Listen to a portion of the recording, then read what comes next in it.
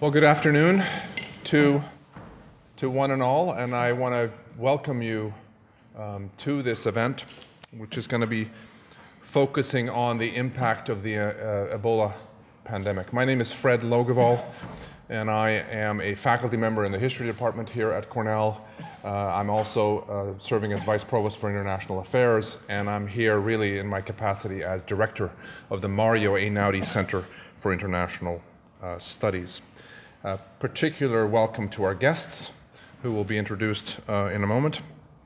And I want to just make a couple of points before we begin. Obviously, the subject matter of our session this afternoon is a most serious one. We have currently, I believe, 13,268 total cases of Ebola. This is according to the most recent statistics, at least that I've seen from the World Health Organization. The virus has reached some 8 countries, I believe, to this point. And I think there's a broad consensus, certainly among experts, that the pandemic has brought immense damage, not only to the health and social welfare of the affected countries, needless to say, but also to the mining, agriculture, and service industries globally, as investors evacuate foreign workers, as borders close, and international flights are suspended, in some cases canceled. And the political repercussions, I don't have to say to any of you, have been very large indeed. So it's, we think, an opportune moment to come together in this room with a panel of experts to talk about these implications. And it's an honor for me to have an opportunity to welcome all of you and to just say a few words. I want to say, in addition, that this is an event that is jointly organized by the Institute for African Development and the Einaudi Center, that it's part of the Einaudi Center's Roundtable discussion series that features experts in international affairs who can address topics that are of great international consequence. And it's also part of our Einaudi Center Foreign Policy Forum. We have received very grateful support, I want to indicate, from the Bartels family. So this roundtable series really wouldn't be possible without the support that the Bartels, who have been so generous to the Einaudi Center in so many different ways, and to Cornell as well. But we wouldn't be able to do this without what the Bartels family has brought. We have, as I indicated, a very distinguished panel here to talk about this, and I want to invite now, it's my great pleasure to invite to you, Cornell Professor Muna Ndulo, who's a distinguished professor in the law school here at Cornell, and he is also the director of the Institute for African Development. Muna is going to moderate today's event. We're going to be going, I believe, until 6 o'clock. Muna is very much in charge, and he is now going to introduce the event and also introduce our panel members. Muna. Thank you.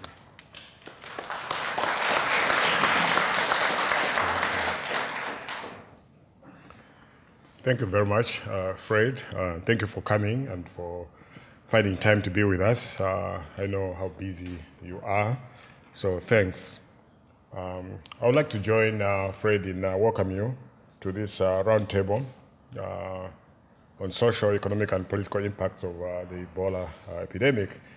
As has been mentioned, the roundtable is organized by the Mario Einaudi Center for International Studies in collaboration with the Institute for African Development. We have 4 eminently qualified persons to address the issues presented by this topic. But before we proceed, I would like to make a few remarks and also first begin by thanking Ms. Heike Michelson and Ms. Jackie Sayer for organizing this event. They worked very hard to make this event possible, so thank you. Now, I would also like to make a few observations about the topic that we are going to be dealing with today. The Economist, in one of his recent reports that in September 1976, the scientists in Antwerp received 2 thermals out of Yabuko in what a district in what was then called Zaire, with 2 samples from a nun who was fatally ill. The scientists discovered that they were dealing with a deadly unknown virus. They named the virus Ebola after the river in Yabuku district in the Congo, where this sample had come from. Now, between 1976 and 2014, there have been actually 20 Ebola epidemics, each in a small village or town. These epidemics claimed a total of 300 lives, and these epidemics were contained fairly quickly. One of the questions, of course, that arises today is whether the international community ignored lessons they should have learned from the way these communities dealt with those epidemics. Today's crisis is of a different order. It has stricken 3 countries, Guinea, Liberia, and Sierra Leone, with a combined population of 20 million. It has killed over 4,500 people, and cases have been reported, spread by medical personnel in several other countries, including the US, Nigeria, Spain, Switzerland. And on August 8, the World Health Organization declared Ebola an international public health emergency. WHO called it the most severe acute public health emergency in modern times. Following on to this, I think we should try and focus on some of the issues that actually this whole crisis presents. As has been mentioned, the crisis, in terms of the challenges, cuts across disciplines. As Tandika Mkandawire recently observed in front of an audience of over 1,000 scientists, he paraphrased George Clemenceau's famous quip that war is too important to be left to generals. And he suggested that health is too important to be left to health practitioners alone. Like in most responses to humanitarian disasters that are mounted by the international community, the Ebola response is focused too narrowly on the technical aspects, one can argue, of containing a problem, and too little on the underlying social and political reasons why the problem has been allowed to fester in the first place. It has also shown us that fear and suspicion has spread faster than the virus. The South African ambassador to the US, Mr. Ransu, recently remarked that there were no Ebola cases reported in South Africa, and the country is 3,000 miles from the nearest outbreak, much further, I must say, than New York is from the area. He remarked, ironically, it's not the epidemic of Ebola that is the problem for him in terms of South Africa. It is the epidemic of ignorance that is the problem. The fear-mongering about the disease threatens to reverse decades of progress for Africa's image. Naive perceptions about Africa have resurfaced. Ebola has brought back the fears and fantasies about Africa.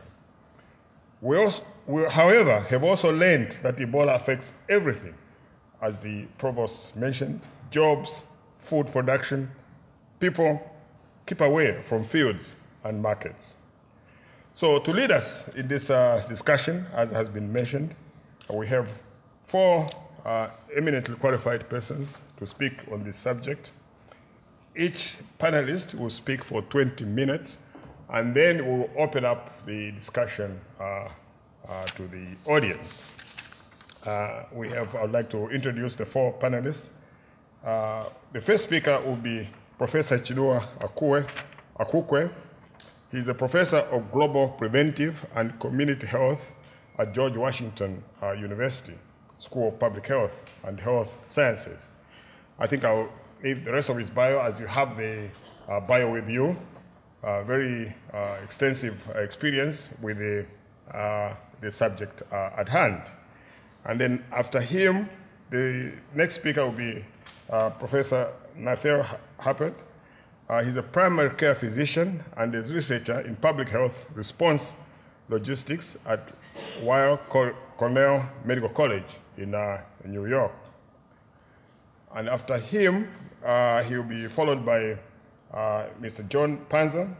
He is Senior Sector Manager of the World Bank in the International Trade Department. And last but not least will be Professor Nick van der Waal from the Government Department at Cornell University. So I invite the first speaker, Professor Akukwe, to give us his presentation.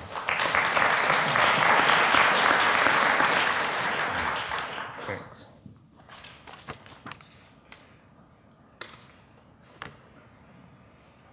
Good evening, everybody. Good evening, everybody. See, I came all the way from Washington, did a red eye this morning. So you should pardon me if I need to hear that you guys are awake with me. The good thing about being the third or fourth speaker is that Muna and Fred has already said a lot of what I had wanted to say. So what I'm going to do is simply, in the interest of time, to rush through, make some key highlights about Ebola. If you look at this slide, whatever numbers that you've had, 13,000, 4,800 deaths, just remember that they represent only about 1/3 of actual cases. Both WHO and CDC confirmed that whatever we are talking about today, we are simply discussing less than 1/3 of cases. A lot of individuals living with Ebola are not known to the system in Liberia, Guinea, and Sierra Leone. The other thing is that any city with an international airport is at the risk of imported Ebola. This is from WHO. And then finally, the issue of there is no known care. Because this is what everybody keeps asking me, especially when I address predominantly African American or African audience. Is there any discrimination? Since I left medical school nearly 30 years ago and up to today, there's no known cure for Ebola, except, it's more of a supportive clinical care.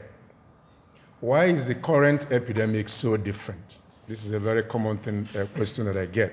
The first thing is that for the first time in my living memory, getting involved in public health, an infection or an outbreak was going on for nearly 4 months, and it was not detected either by national authorities or by WHO.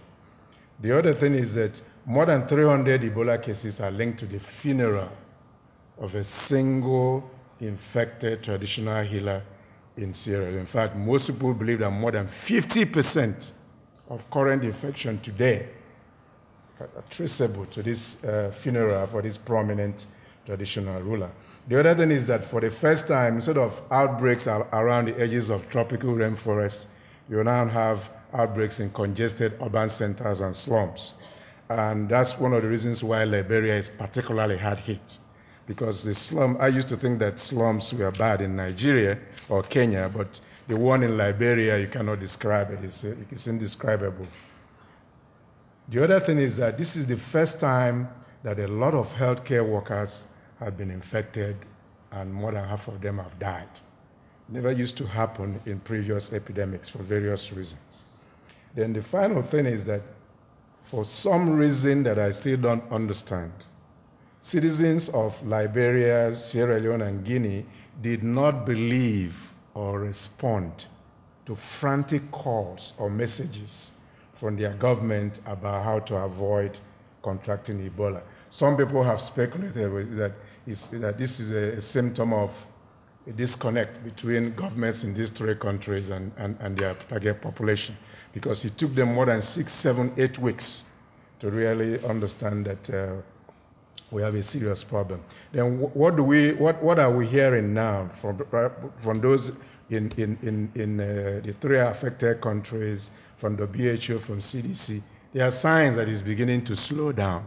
But I know I was telling Jackie outside that I'm not sure whether it's slowing down, because there are a lot of people that are not known to the system. But the WHO and CDC says that it's slowing down.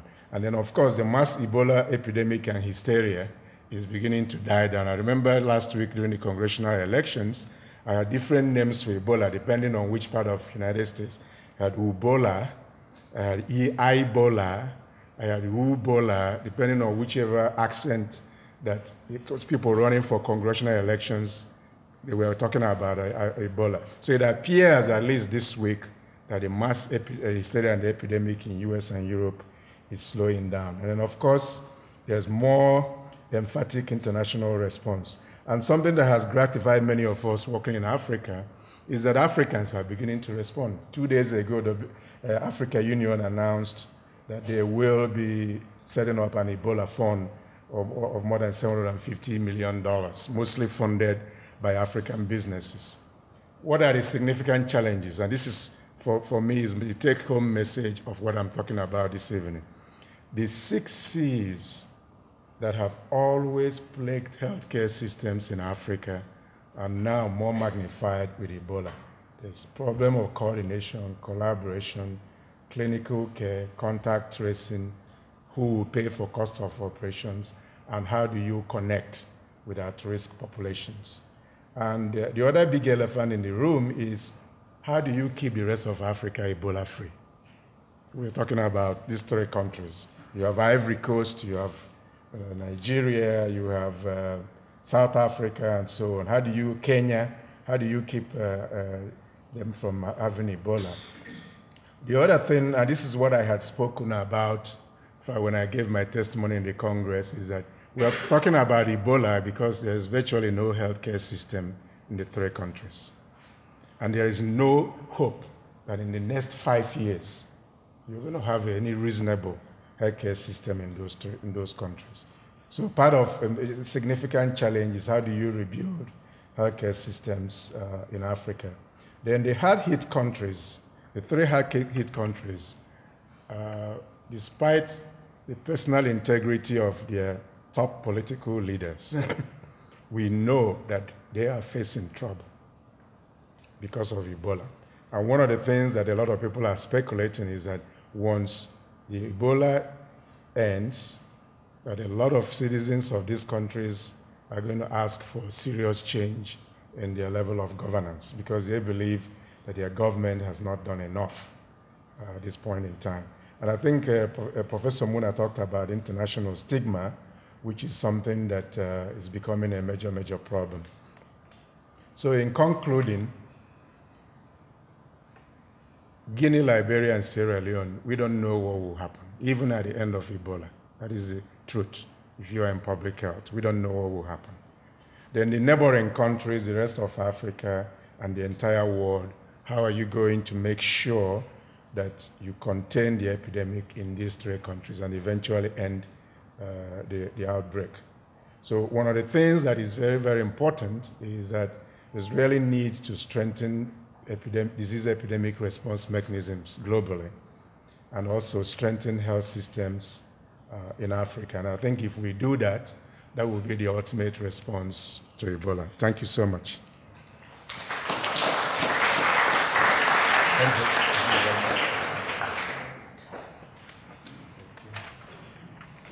So our next speaker is Professor Hupert. Thank you. I have no PowerPoint slides, which is kind of strange for a medical doctor, because we typically, I was trained to read my slides to the people who are reading my slides, and I enjoy the opportunity not to do that. So thank you very much for having me here, and I want to build off of what you just saw, but first I need to just preface, for those of you who haven't read the bio, so my role, despite being a primary care physician, has actually been since 2008 to provide the federal government with a little bit of interpretive experience in terms of trying to understand what the mathematical modeling community is saying about infectious disease outbreaks. So what does that mean? Well, since 2008, I've worked both with the Centers for Disease Control and now in Washington with an office called the Office of the Assistant Secretary for Preparedness and Response in the very, very small units that try to either develop mathematical models to predict what may happen or to read, as they emerge in the scientific literature, the models that other academic groups around the world have been producing to try to make sure that the policymakers in this country have a better picture of what's going on. And I just wanted to take my brief time here, and I'd be happy to change topic if this is not something that is going to be part of the larger discussion. But I wanted to just take a moment to explain the role of modeling in outbreaks like the Ebola, and previously, as many of you remember, the 2009 global pandemic of influenza, because there are really interesting scientific advances that have happened even over the last 10 years that have helped us understand outbreaks like this.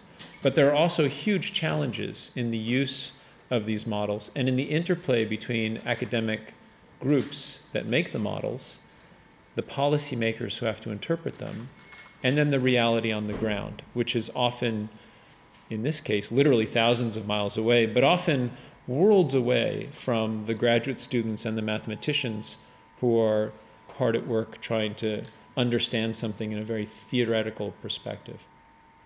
So, as many of you know, the big week for mathematical modeling in this outbreak was the week when the Centers for Disease Control released its morbidity and mortality weekly report that said, first, that the maximum number of cases could be 1.4 million by January. And second, that if we could achieve 70% isolation of cases, that we would have a very different picture on the ground, a much more favorable and potentially more containable picture. So this really took fire, and it absolutely dominated the press coverage. The same week, the World Health Organization group released a very critical paper in the New England Journal, which is essentially the most prominent medical journal in the world, where they very carefully laid out the results of weeks of study of several hundred cases and refrained from making a projection too far in the future. So I've got some colleagues in the audience who I would like to acknowledge. Peter Jackson is the head of the Systems Dynamics program at the Operations Research School, and his graduate student Claire Zellner, who's working with us on these issues.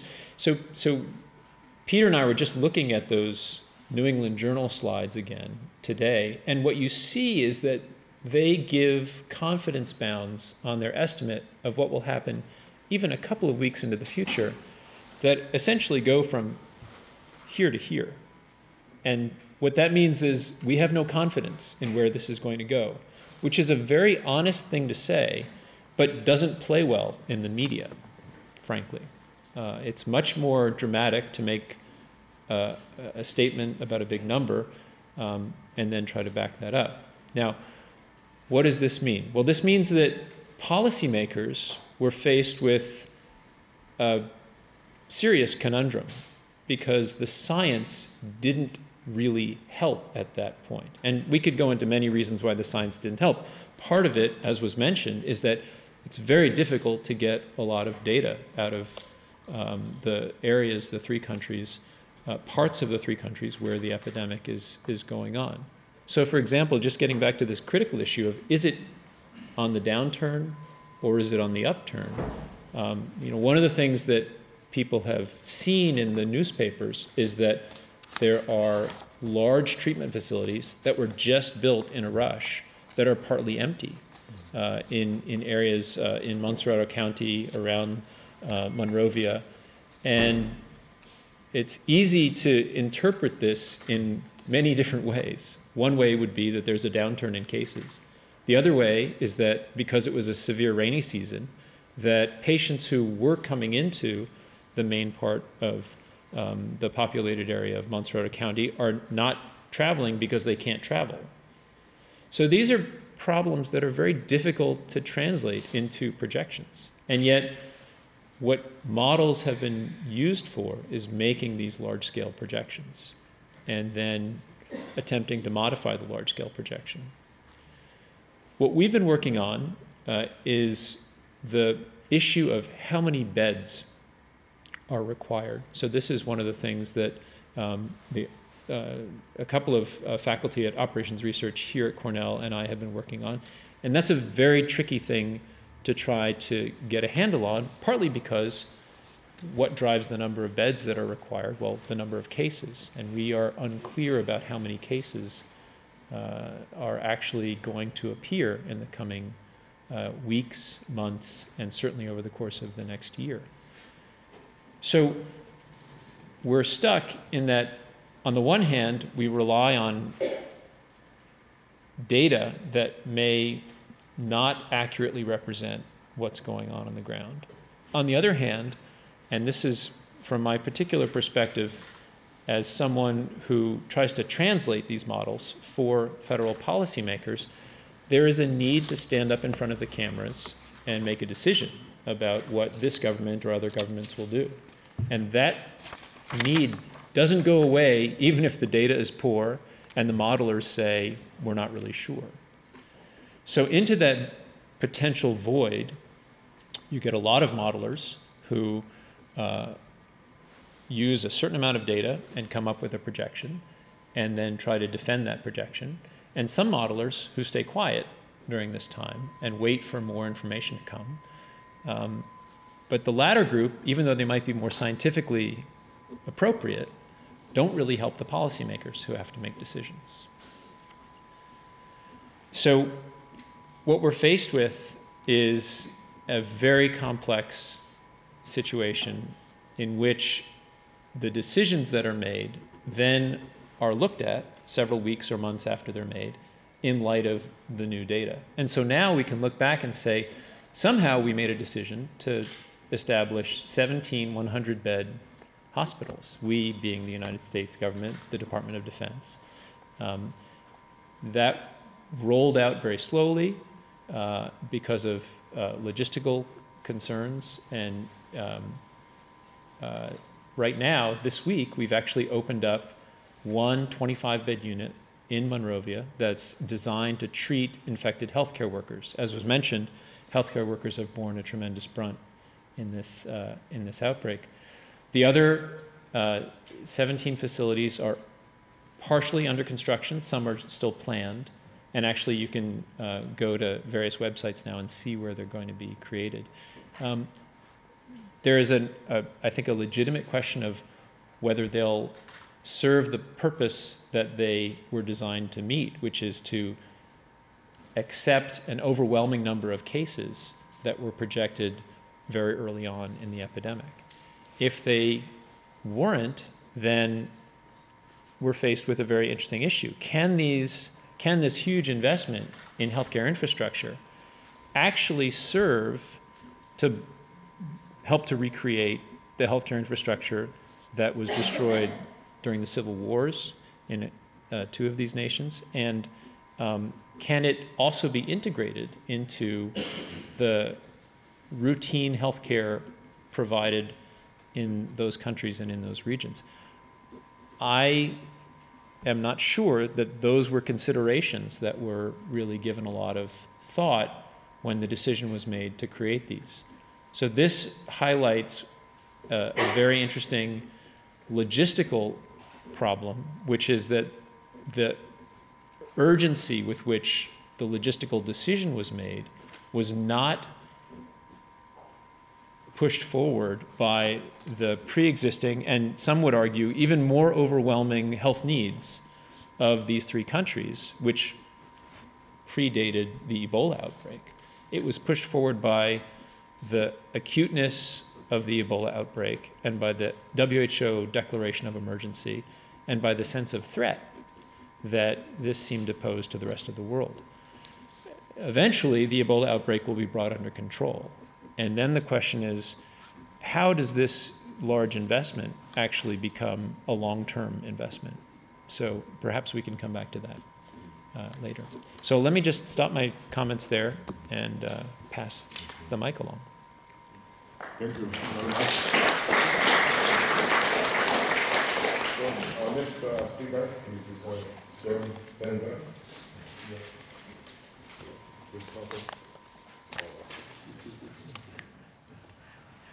Thank you. Good afternoon. I don't have a PowerPoint, but I want to stand because I'm very short.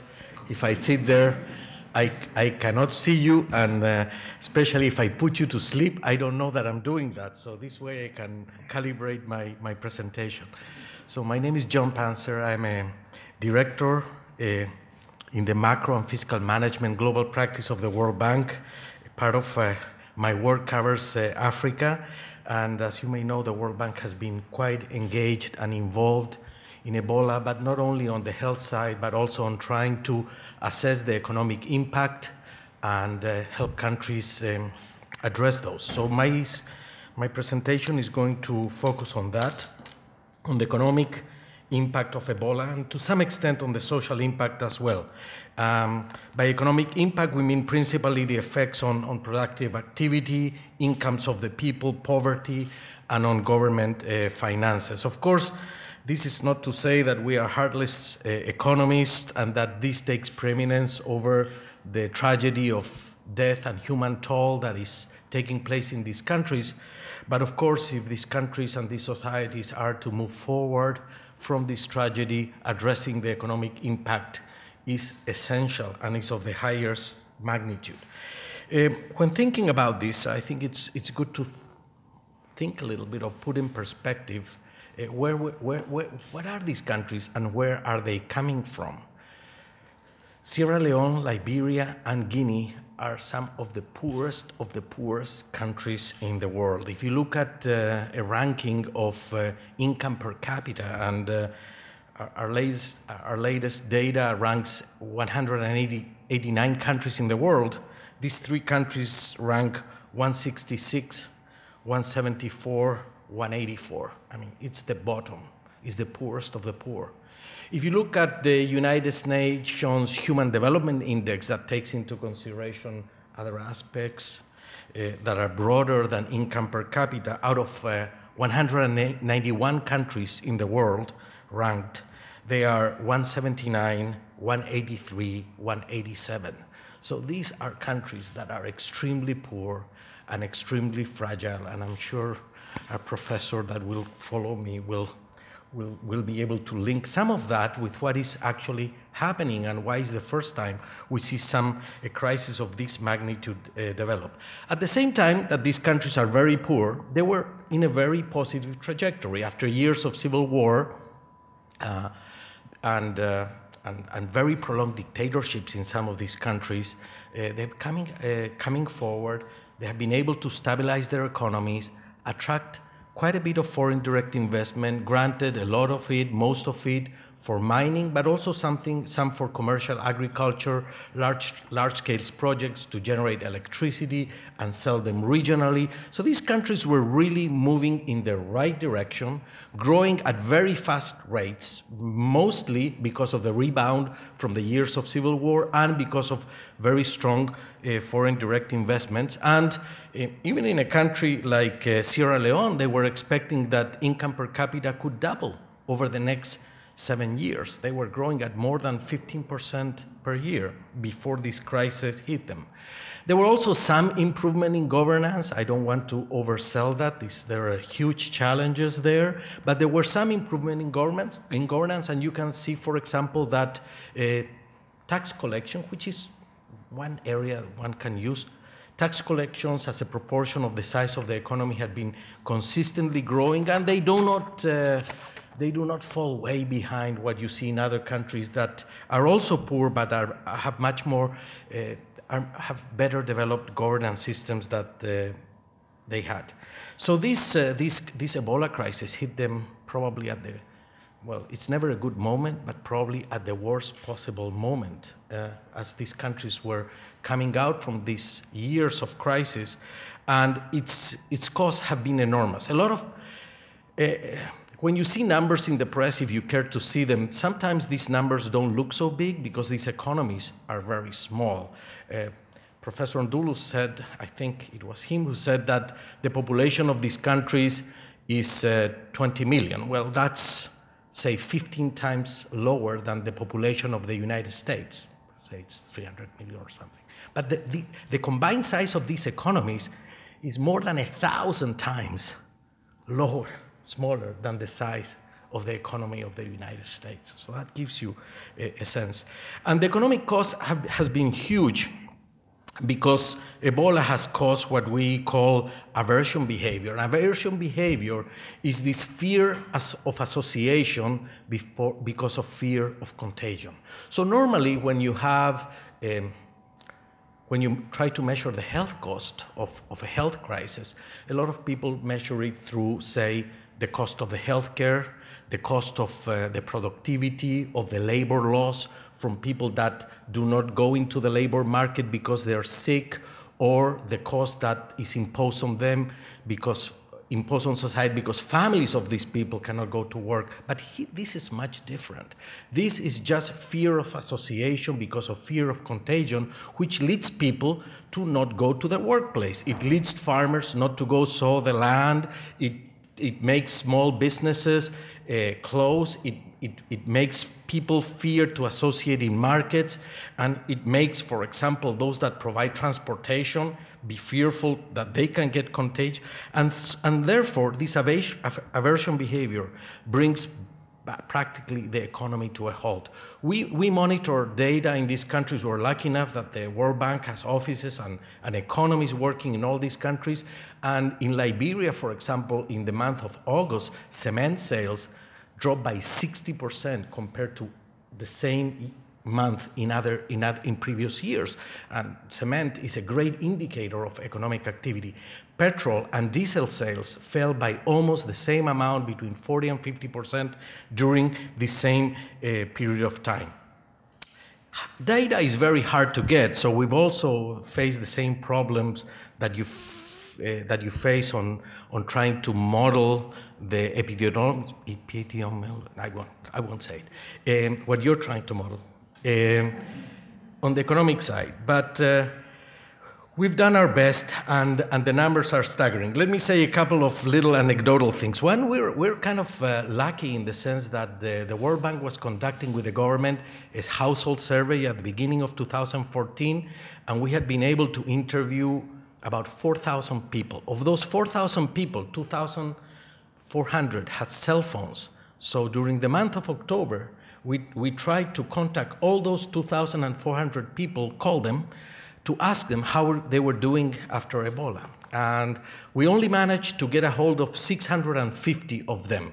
So it's not a very representative sample, so people are very wary that I say anything about this.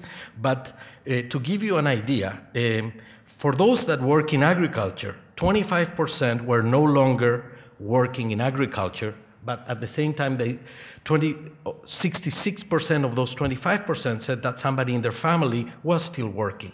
Of those that are self-employed, and this is very important because in these very poor countries, informality is very large, and a lot of entrepreneurial activity takes place through self-employment, and 56% of businesses, of those that declare themselves self-employed, and they're tiny, tiny, tiny business people, were no longer operating.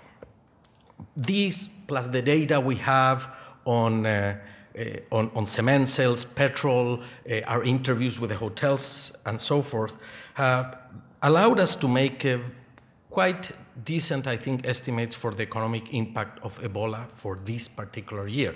And for this particular year, 2014, considering that the impact will only will only take place for half of the year, since the first half of the year was fine.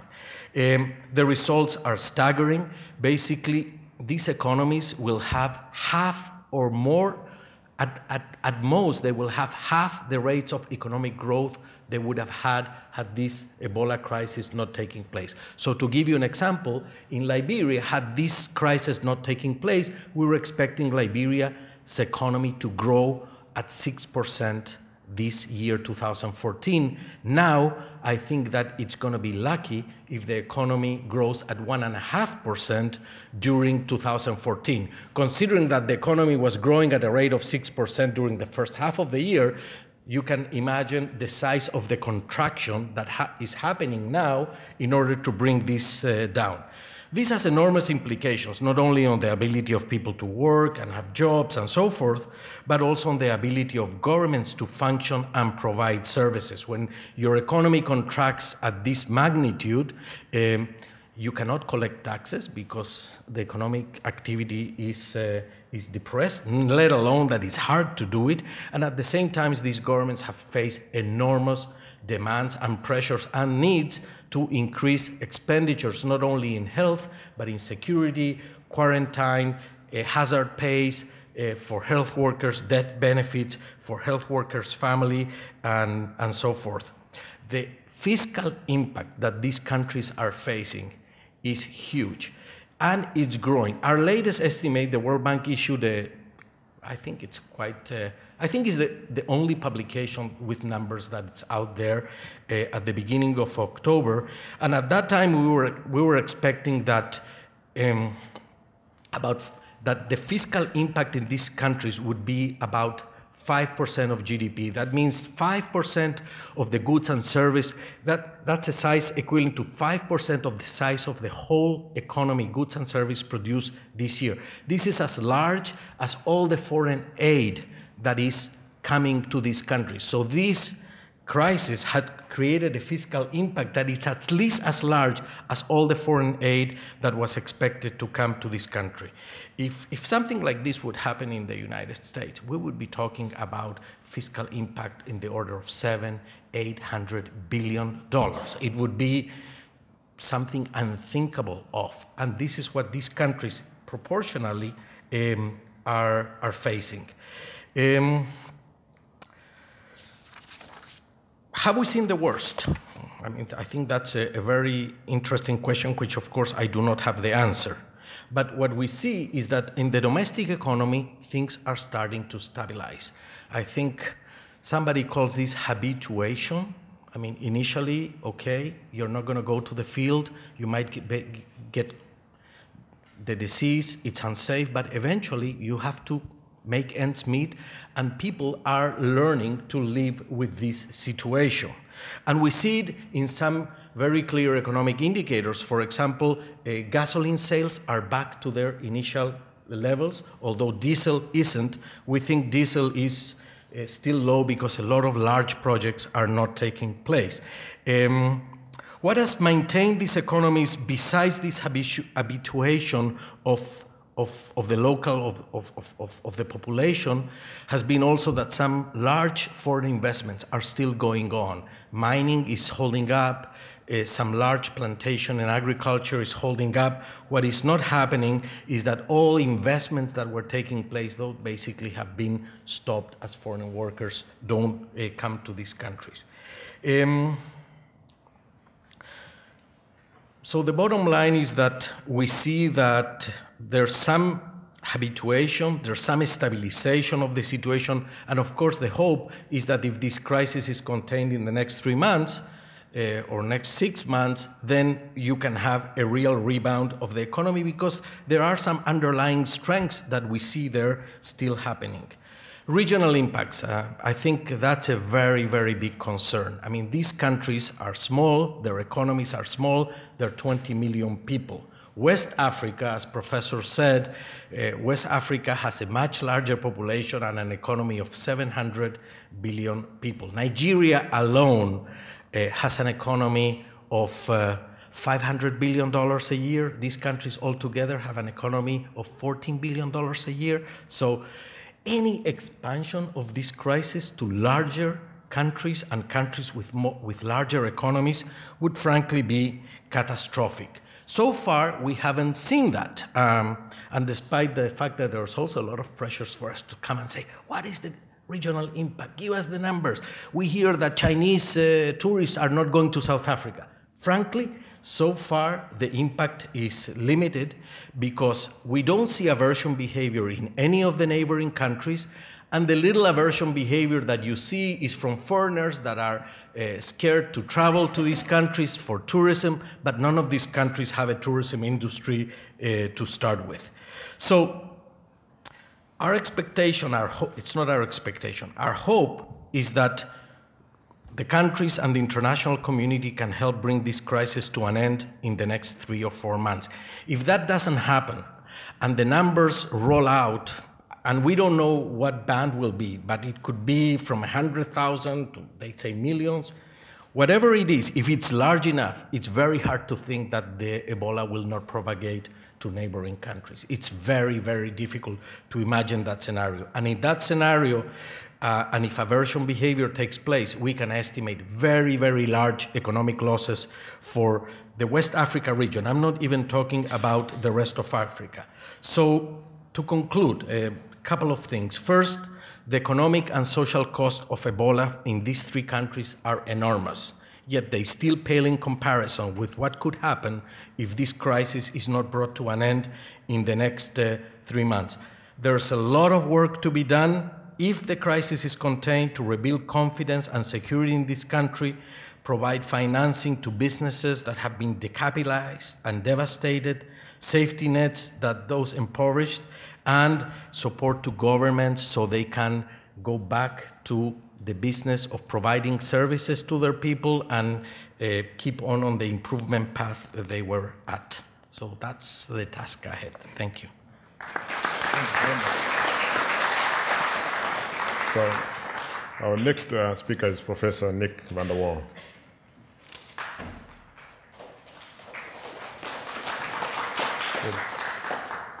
Well, thank you, and thank you all for coming. And thank you to the Einaudi Center and the Institute of African Development for organizing this event, for which there was obviously an unmet demand. I was at one of the faculty meetings to talk about this kind of programming, and there were several questions in the room at the time about whether there was demand on campus for something on public health issues in Africa, and I think your testimony to the fact that there is. So when I first started to think about what I wanted to say today, I Googled the political effect of Ebola, and I think the first 50 stories in the news part of Google that emerged were all focused on the US and on the effect of the epidemic on the US election. I'm going to suggest I should talk about the political implications of the crisis, since I'm a political scientist, and I don't want to talk about the political implications on the US, and I will resist talking about the US election.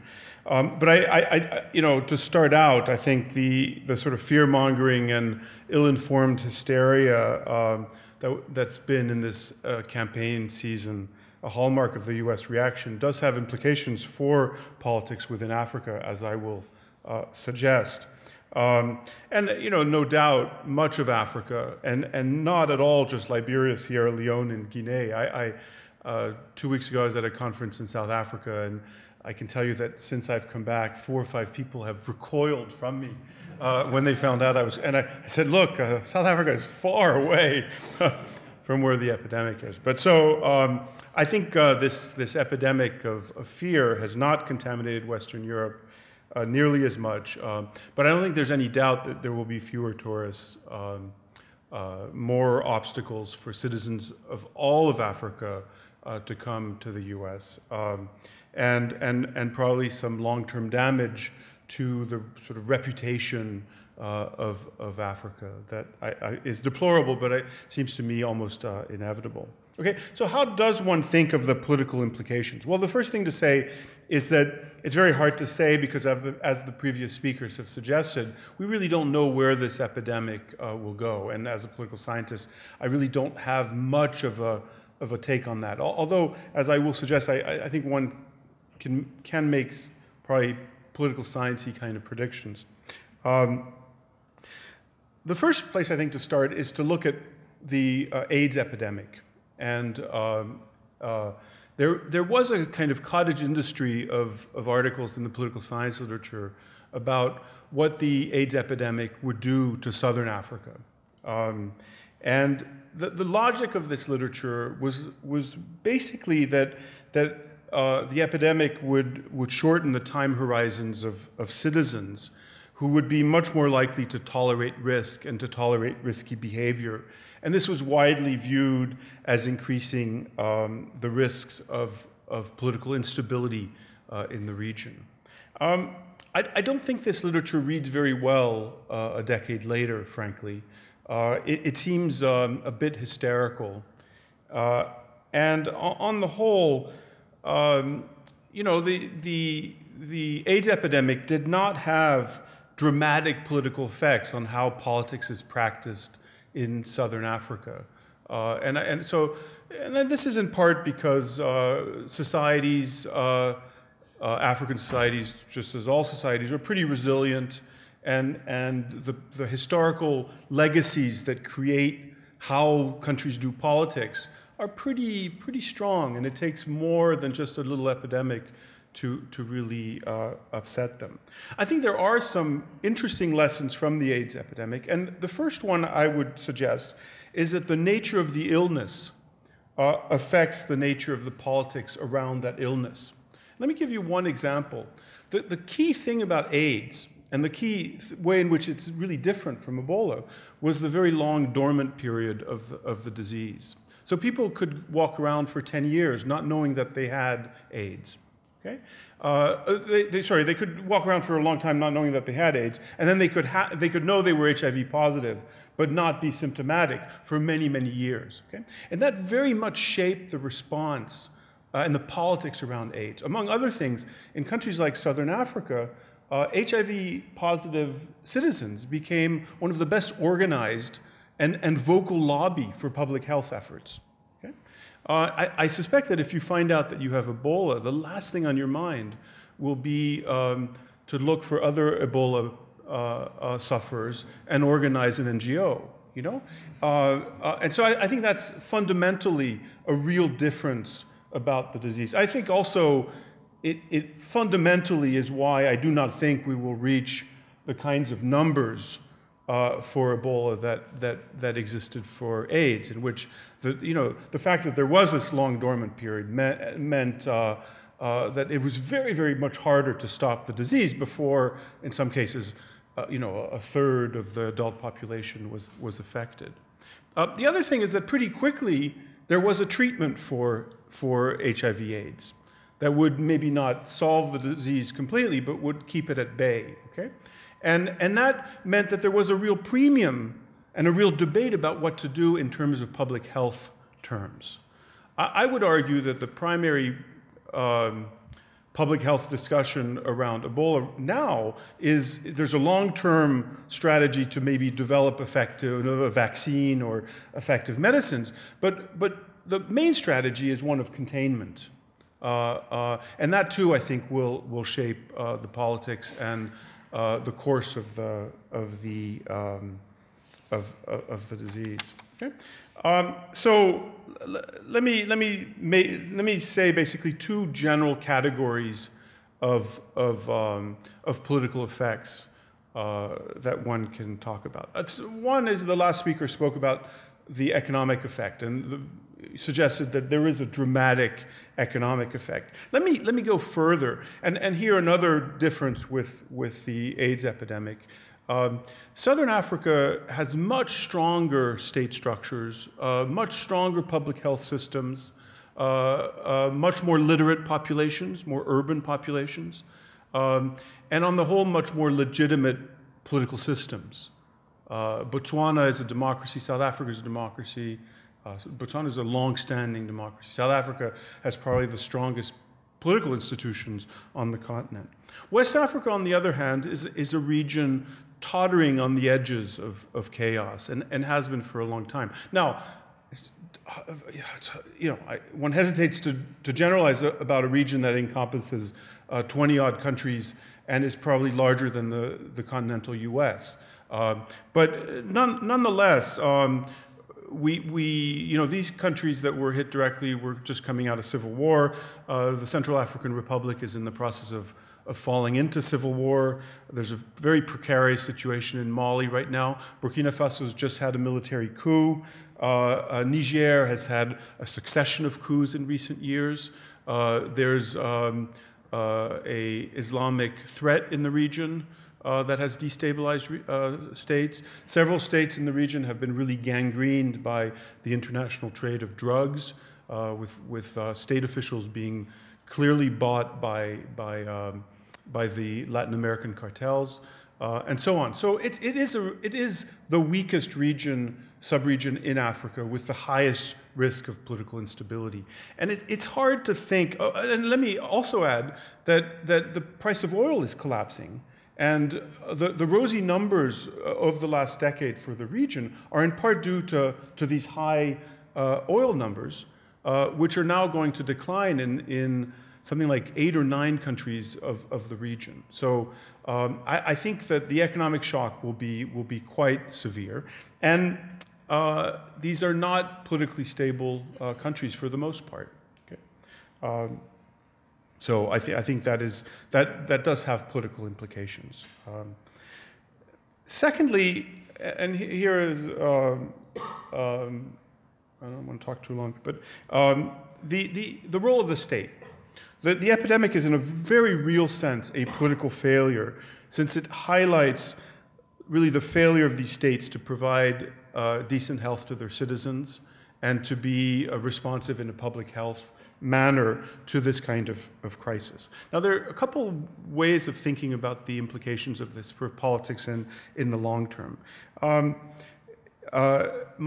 The comment I've just made about the sub-region suggests that this may affect the political legitimacy of regimes in the region, where there's a real cleavage between a state elite which has been very complacent about spending on social services and has very often viewed social services such as health as something that donors do, but that is not a core function of government. And it's very clear from public protests all over the region that states don't have much legitimacy. This could further weaken that legitimacy, as I've just said. Secondly, we see that the epidemic has already been used by several governments, most notably the government of Liberia, to limit political freedoms. So Liberia has imposed a press ban. Now, the government's argument was that the press is sometimes irresponsible about, with rumors and stuff like that. And I can vouch for the irresponsibility of the West African press. But still, it's scary when governments start to do that. Governments are likely to, be less forthright and more repressive to certain marginal populations. We haven't really talked about the gender dimension of this epidemic, but my sense is that more women than men have been affected by it. Sort of basic, something like 60% of the victims have been women. And one can assume that as governments decide who they're going to treat and what kind of strategies that they're going to pursue, that more marginal, weaker elements of society are almost necessarily going to be affected more adversely. And I think it's too bad. We haven't really seen much on the gender dimension, but I think we should see more. Thirdly, on this sort of how this affects the state, is that we've seen really the emergence of an NGO sector. It's really striking how the heroes of a lot of the stories about reaction to the crisis have neither been the donors. WHO has really taken a pounding in terms of bad publicity, and it's not been the governments. Even Ellen Sirleaf Johnson, it no longer seems like the kind of heroine that she'd become in the eyes of a lot of the Western press. On the other hand, Doctors Without Borders has emerged as its reputation, if anything, enhanced by this crisis. Now, finally, to end on a positive light,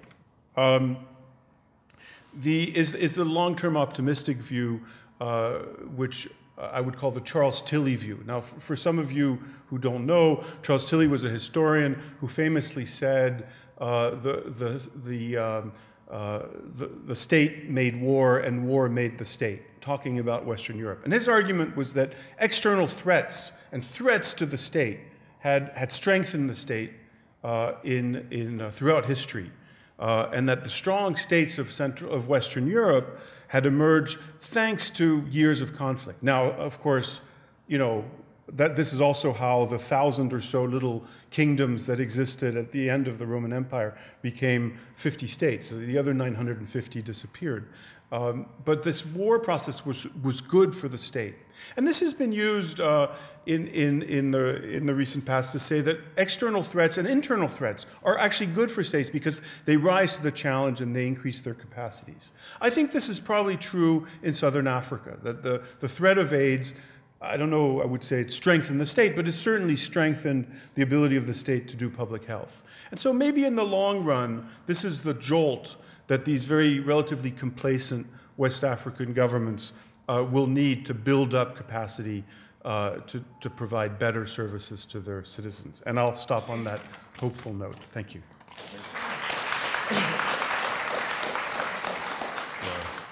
Thank you very much to our panelists.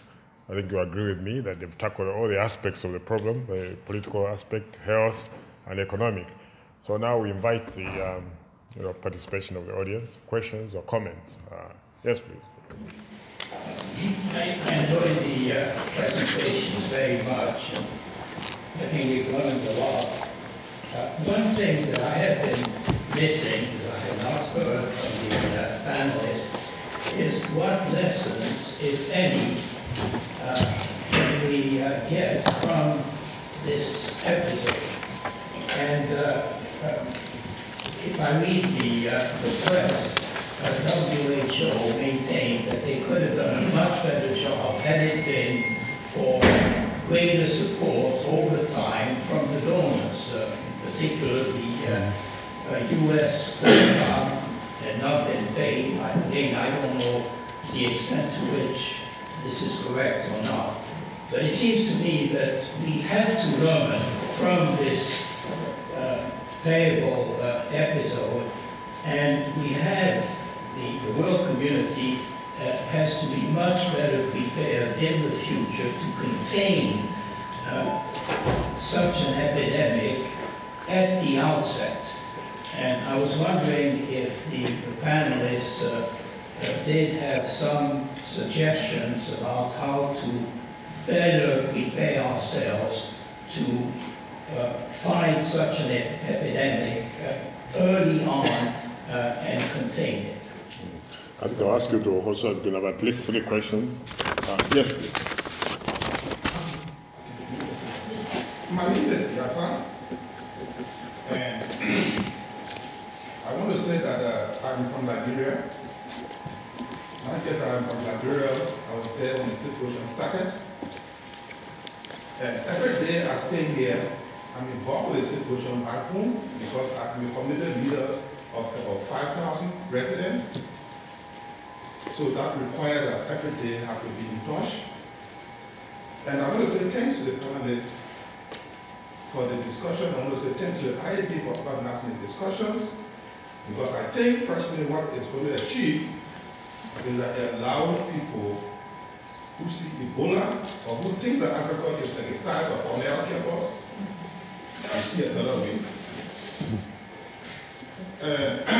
But I had a couple of disappointments from the facts that were provided, because many of those information I think quite doesn't represent the actual situation on the ground. For example, we try to attribute the situation in Liberia maybe to the presence of slum communities, and I think the data are available, the communities that were hard hit, or the communities in which many persons got affected with Ebola were not slum communities. There was one situation of a slum community, which is West Point, that was quarantined, that was done all about stupidity on the part of the government. Yeah, I'll do my best. We have Clarita, we have Hupert, we have West Point, we have many other places.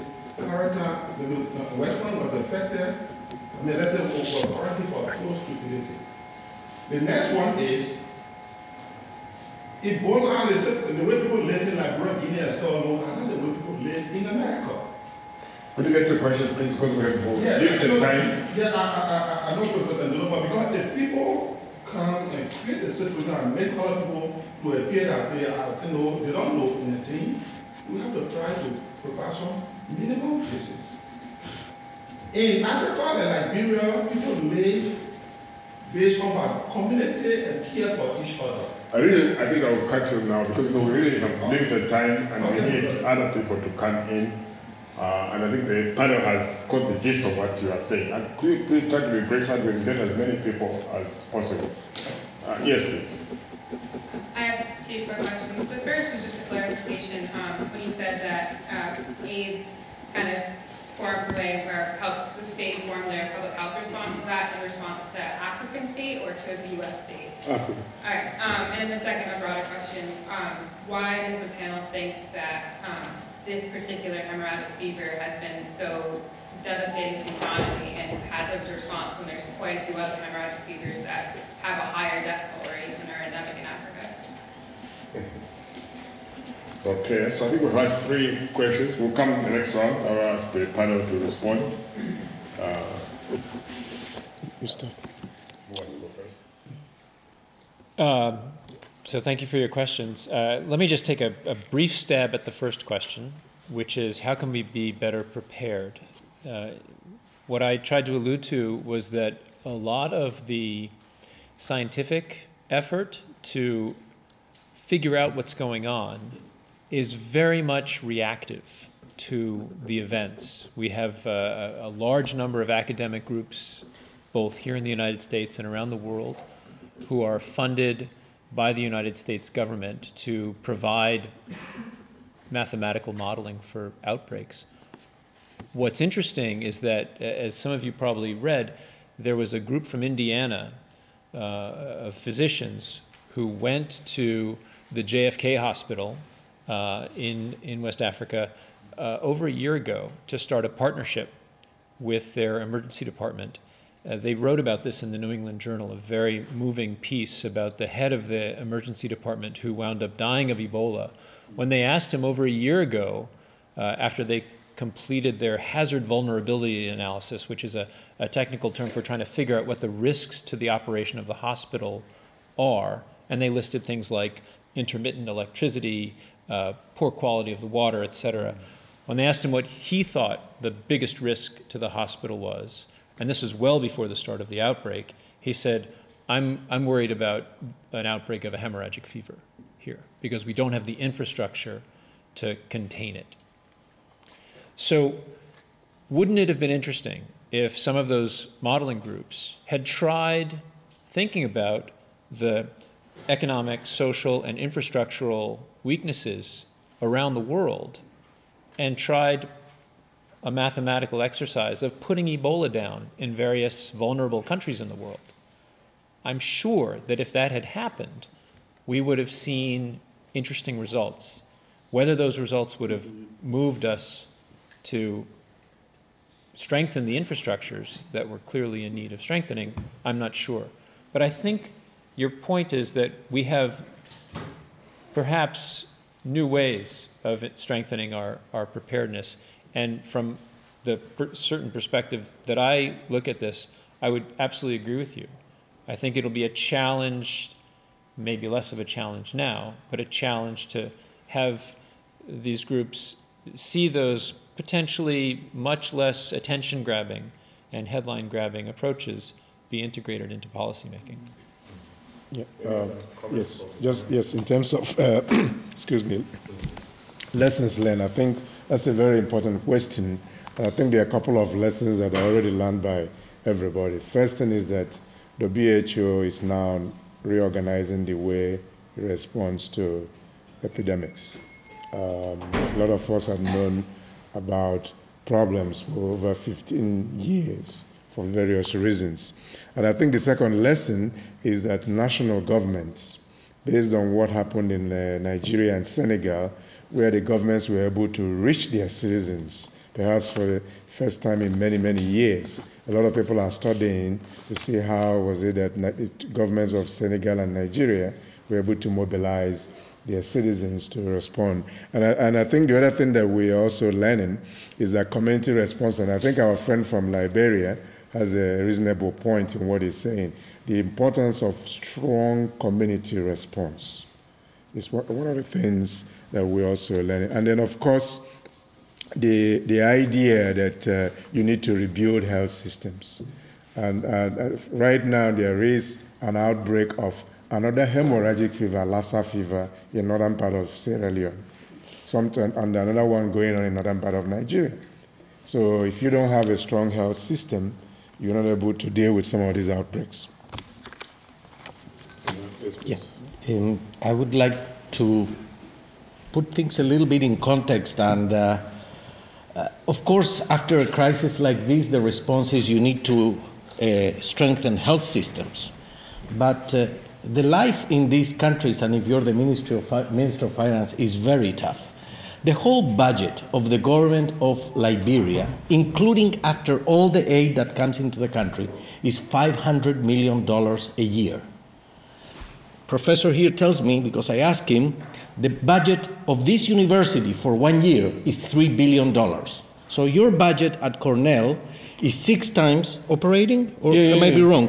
But I might be wrong. Just put this in perspective. Yeah. That includes the medical school. It includes the medical school, doctor. Okay. So you can imagine, okay, what are we talking about? So the life of a Minister of Finance is, do I provide electricity so that people can get to work and get out of poverty by being productive? Or do I provide health systems so the probability of an event like this, if it happens, it doesn't wipe out the economy? These are very tough choices. But to answer your question, sir, because I think it's very relevant, we see that in this interconnected world, there are now public bads. So Ebola is a public bad, something that starts in a rural area between Guinea, Liberia, and Sierra Leone, countries that even I worked 20 years in the World Bank. Until I worked in Africa, I didn't know where exactly they were. A thing that happens in a village there suddenly has implications for the whole world and could have enormous cost. So there's got to be a system in which the world community can address these public bads before they become too costly for everybody. That's good business. The second is, I think we have to develop some mechanisms through which you can very quickly react to it, financial mechanisms. And those are not in place. And I think one lesson from this event is that global leaders will have to get together and decide to set aside some money to address these public bads. I don't want to repeat anything that's already been said. The question of why this epidemic and why not some other hemorrhagic fever, I think, is a good question. My sense is that this is the first one where very early in the outbreaks there were cases in cities, and thus it was much harder to contain. But nonetheless, this has been an accident waiting to happen since, as was said, the possibility of such an outbreak. I mean, there have been a dozen Hollywood movies about it in the last 30 years. And and this comes at a time in which health has gotten something like a quarter to a third of all foreign aid to the region. I think the bottom line is that the aid is good for certain things. For example, it's good at vaccines or. But it's not good at creating public health systems, or it hasn't been good so far, and that's, I think, the striking, that's the striking implication of this, is just how weak the public health system in Liberia is. He was talking about the size of the budget. I saw recently that Liberia, before this crisis hit, had 55 doctors in the country. Okay. So next round, we have here. Yes, please.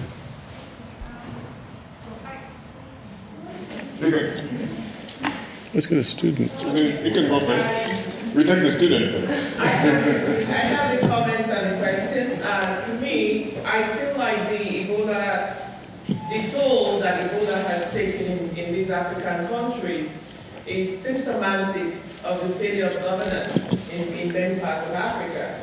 And in the case of Nigeria, for instance, there's a lot of, the Nigerian government, I believe, is receiving way too much accolades for how they have handled Ebola. I mean, what people are not focusing on is the fact that Ebola got to Nigeria through the first-class cabin. It came through a very affluent man, and so the population that was impacted were the affluent, middle class, upper middle class. So it was very easy to contain it. So as Ebola got into Nigeria through the masses, through the land border, it would have been a totally different situation. So I wonder to what extent is a crisis like Ebola should be a way to change the paradigm in terms of the way aid is given to Africa. So instead of giving African governments money that we know that they are going to misuse and embezzle, why don't these countries donate infrastructure to the country? So give us hospitals, give us roads, don't give the government money, because it's not going to trickle down to the population. Thank you. Okay.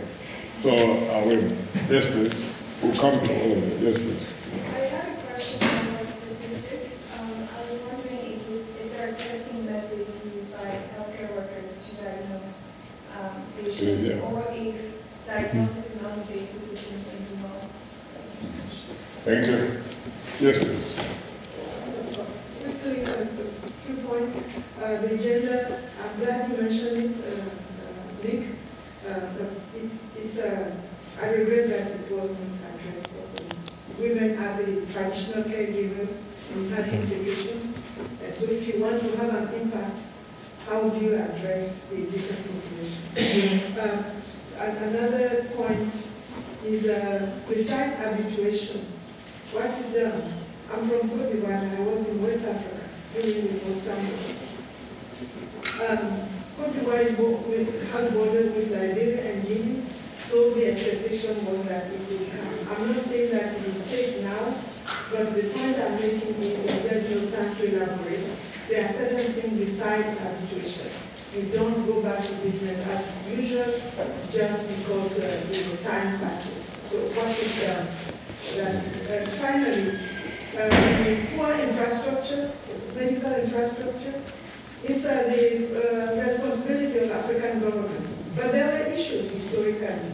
Briefly, recently I was in a discussion with an former IMF officer who is an African, and who was recalling his own terrible experience as a young, energetic and optimistic, going to Africa, and they had this team telling the government where they were working to cut, education cut, health cut.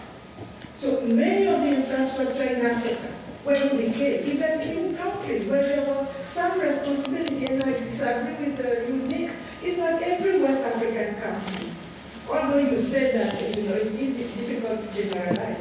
So the healthcare facilities in Africa were in decay, not only because of the conflict and internal situation, but in part also because of policies of international financial institutions. So I hope you can address those. Yes, please. We have I think we'll take all the questions because we're running out of time and then we get a response. Yes, please. Well, I had the honor to work in Nigeria in 2005. At that time, it was a post-war country, it still is.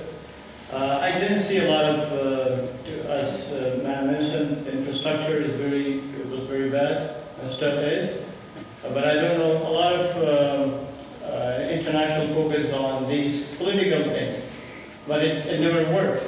While they have ignored the infrastructure, they have ignored the economy, and I'm wondering why this disease was not contained in the first place when it emerged. Why the focus was not given, undivided attention was not given at the time that now everybody is outcrying. At the back. Hi, thank you. In the interest of time, I'll make this question quick. My question is for Mr. Van der Waal. So a lot of the questions in this round have been about infrastructure, but back on July 19th of 2012, James Maxwell, writing for the New York Times, mentioned that China had recently invested $20 billion into Africa. So does China necessarily have a greater interest in trying to stop this Ebola outbreak from spreading to the rest of Africa in order to get a return on their investment?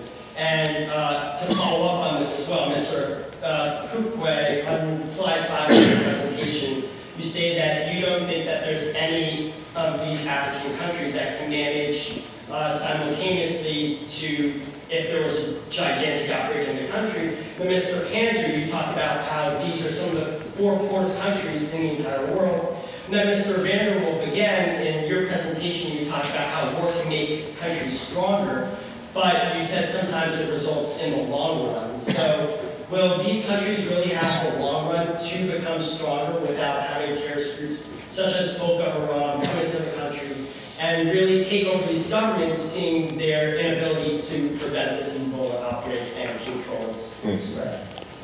So any other very, very brief question, because we let the panel respond, and that's it. Very, very brief, please.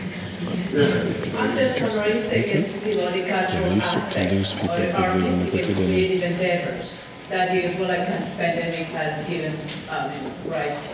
Okay, I got a very back. You had your hand from. Very brief, please. In these multiple initiatives that these countries need, have you considered at the micro level their need of feeding these people in these small towns, in these small villages? Because one of the things is that they go and eat bushmeat, and many of this bushmeat was contaminated with it. So, given the crisis, economic crisis, and given the dire need that they have, if some of these initiatives, we hear some, that is taken into account, how do we stop hunger in this sites? No, I think we've given a chance to everybody. Is there anybody else? Just in. Please, extremely brief. Just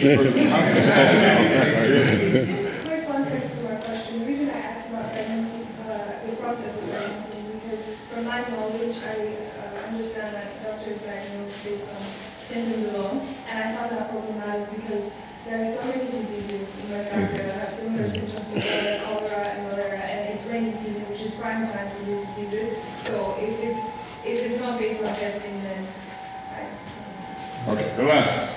Yeah, it is a similar question, but focus on star diseases that HIV, AIDS, and Ebola you tend to neglect traditional diseases, and then you create another vulnerability for other epidemic outbreaks.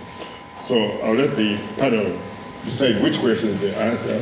Choose the themes in terms of I can give a very brief answer about that. So let me just give a very brief answer about the diagnosis. And I know this from working with staff at the Kanima General Hospital in Kanima, Sierra Leone. In the hospital there, they test for 3 things. One is malaria, one is Lassa fever, and the other is Ebola. The malaria and Lassa fever tests are rapid tests.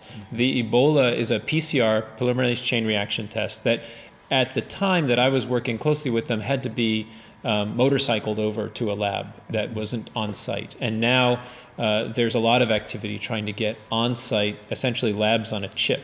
But at no time, at least when I was working with them, were they only making symptomatic diagnoses. And I think that that's pretty much universal throughout the 3 countries. Some of the earliest and most impactful investments were these mobile labs, one from China, one from the Navy, and a couple of others. And UNICEF is now on the ground trying to get better telephonic systems for results coming out of these labs. Yeah, I think I want to assure you that I'm not aware of any clinical diagnosis of Ebola. I'm not aware of it, and I haven't seen it. So it's and one of the problems you have in some rural parts of Liberia, Sierra Leone, is they are not able to have these rapid response mechanisms from their laboratory services, and that's why various governments and international agencies are trying to ramp that up. On the issue of governance, we can stay here till end of next week just talking about governance, but we all know that everything in Africa eventually boils down to governance. Gender is very, very important. Gender, especially in Liberia and Sierra Leone, majority of the people dying the caregivers and women. And I understand, it's my understanding that the UN mission now, based in Accra, they are developing a new strategy to make sure that they are able to reach the women who are often the caregivers, family caregivers. Cultural aspects, I'm glad that you mentioned that. Funeral ceremonies is killing people in these 3 countries. And I remember in Nigeria, once Ebola came to town, even my own tribal area, Igbos, that normally like to bury people, they didn't allow anybody to bring back any corpse from any part of West Africa. So I think eventually every country will have to take very drastic action to make sure that you end disease, the spread of disease. Finally, on disease response, the failure of Ebola is at the national, local, and international level was a breakdown in disease response mechanism. And we are being assured now that that will not happen again, at least from WHO.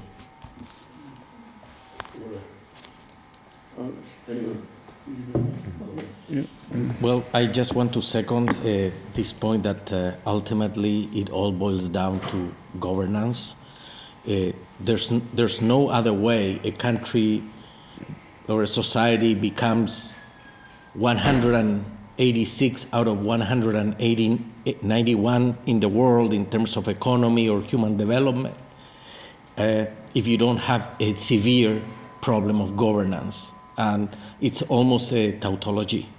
So that's the core problem. The issue is this crisis, this Ebola, happened in the countries that were probably least prepared to deal with it. And the reality is, when you are that poor, it's very hard to provide health, to build health. Building health systems is very complex. It's a lot more difficult than providing a vaccine. It's very complex. It requires a lot of disease that Professor mentioned. And many of these countries are very, very far from that. As to the macro issues of the IMF and so forth, that's a very old narrative. Whether true or not, it's certainly not the narrative of today, but ultimately countries, just like people, need to deal with the resources they have to provide the services. And if somebody gives the bad news, that doesn't mean that that person is culprit for that situation.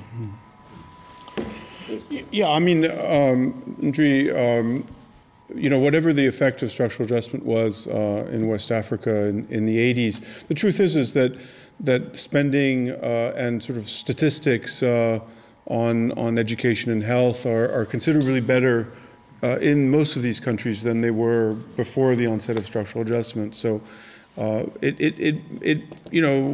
can imagine an alternative universe in which Africa would have some of these countries like Liberia would not have had civil wars and would have had much more effective investments in public health.